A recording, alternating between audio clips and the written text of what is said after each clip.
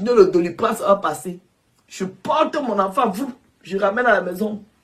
Dans la même maison, hein, où je crois que mon neveu dit que l'enfant est tombé. Il ne me dit pas qu'il m'a tapé mon enfant, qu'il tape l'enfant tous les jours parce qu'il est en train de jouer.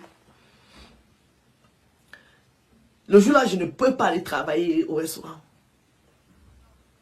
J'appelle ma tante rentre. Puisque c'était à 2-3 jours, elle est rentrée, quelque chose. Son papa était dans son pays là-bas. Je rentre. Je vois que mon fils, la fièvre monte. Quand je vous dis, ça fait 20 ans. Donc j'étais dans la trentaine. Et la trentaine de l'époque, comme j'ai dit, c'est pourquoi je donne les conseils aux jeunes pour dire qu'il faut être éveillé. Parce que moi-même, j'ai été naïf. Je reconnais que j'ai été naïf parce que j'aurais dû ramener mon enfant aux urgences. Parce que quand tu amènes aux urgences comme ça, ils font tout. Mais à l'hôpital, ce n'est pas la peine. Chez le médecin, n'attend pas. Donc si vous avez un enfant un jour qui a une bourse, quelque chose, parce que je n'étais pas là, je ne sais même pas s'il avait vomi, comme il voulait masquer ce qu'il faisait à mon enfant, il ne peut pas me dire la vérité. Donc moi, je ne savais pas. C'est pour ça que si vous avez un problème, amenez les enfants directement aux urgences. N'attendez pas à la maison. N'amenez même pas chez le médecin. Allez directement aux urgences. Ça sauve les vies. Si j'avais amené mon fils aux urgences le même jour même de la pharmacie, mon fils sera en vie. Mais j'ai cru à mon neveu que l'enfant est tombé. Et le médecin aussi est passé à côté. Donc du coup, quand je dors avec mon fils, la nuit, j'attends. L'enfant suffoque. Je me réveille, je vois mon fils qui est raide à côté de moi. Je vais aller me jeter par la fenêtre parce que je panique. C'est mon même neveu là qui me réveille.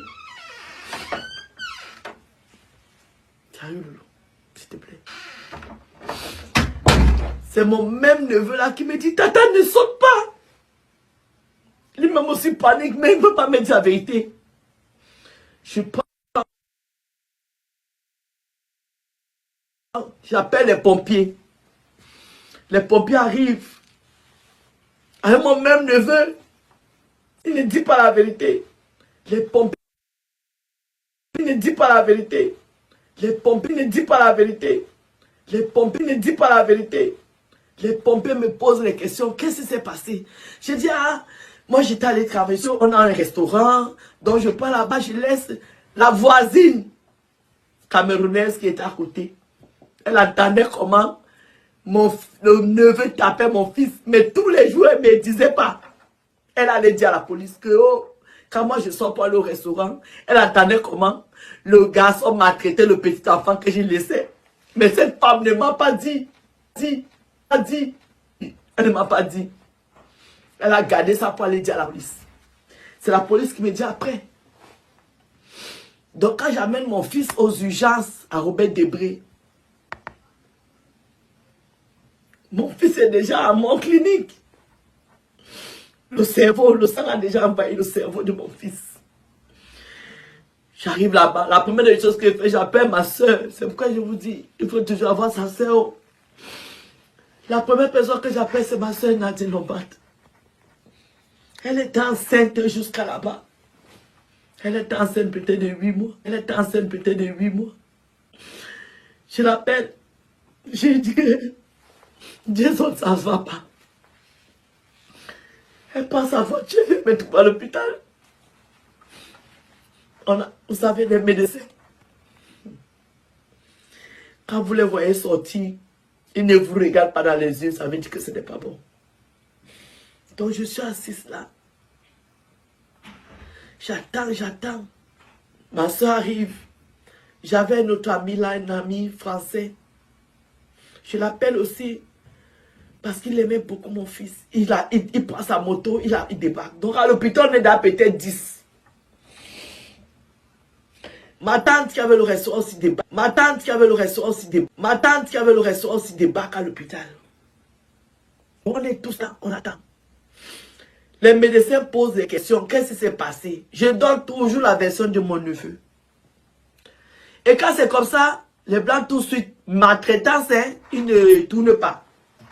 Et le premier suspect, c'est le parent. Donc là, du coup, c'est moi qui étais le premier suspect, que c'est moi qui tape mon enfant, c'est moi qui maltraite mon fils, donc c'est moi qui étais la cible. Je veux vous dire, ma propre famille s'était retournée contre moi, croyant qu'à l'époque, je sortais avec quelqu'un qui a tapé mon fils, et je masque, je protège la personne. J'ai mon frère Philippe Biloko, comme il aimait beaucoup l'enfant. Il reste à l'hôpital. Il dit que c'est sûr que moi je connais qui a tapé l'enfant, mais je cache la personne. Ça veut dire que tous mes proches croyaient que moi je savais qui a tapé l'enfant et je cache. Alors que moi je croyais à la version de mon neveu. Soi-disant. On nous met dans une chambre.